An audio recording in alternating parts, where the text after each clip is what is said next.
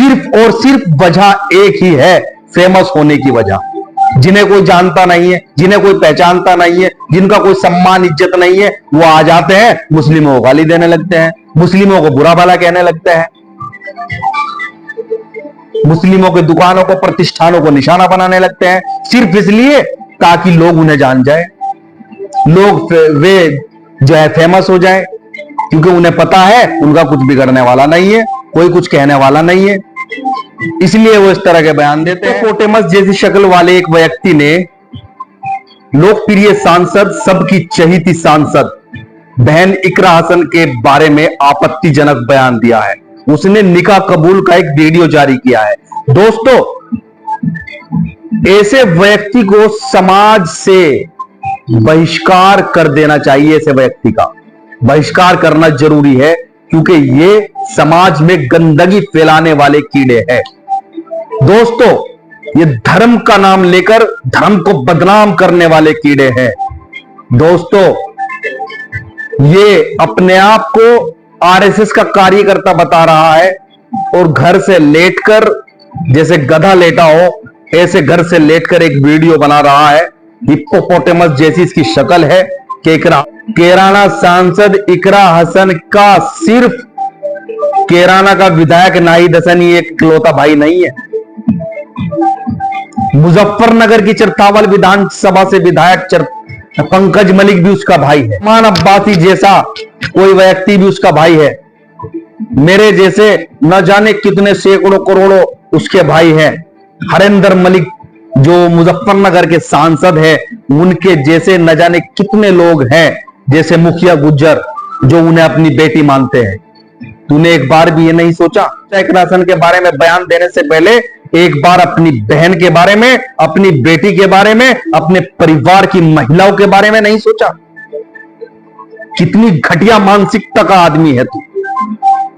तेरी उम्र करीब 50 साल होगी, 50 प्लस होगी, 50-60 साल की तेरी उम्र होगी।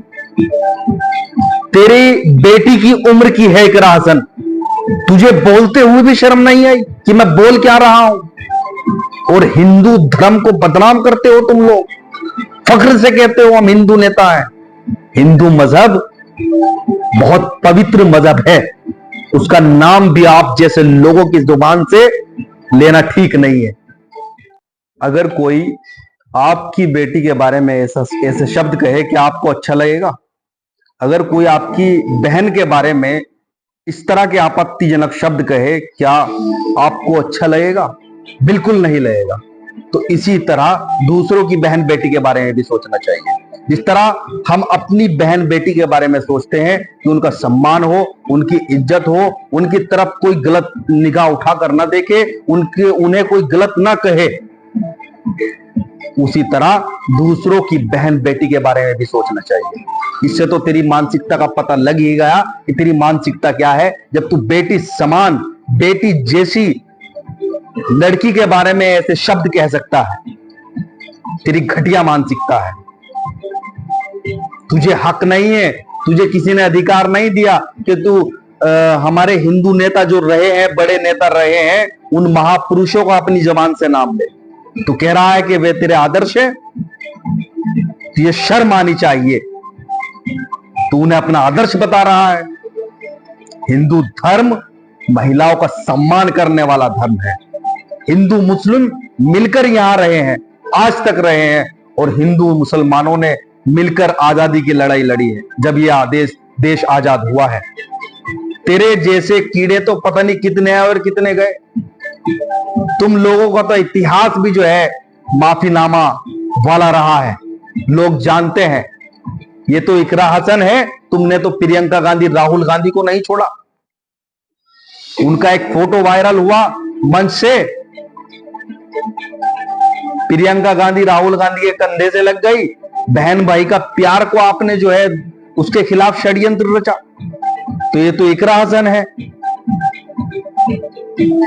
लेकिन शर्म आनी चाहिए।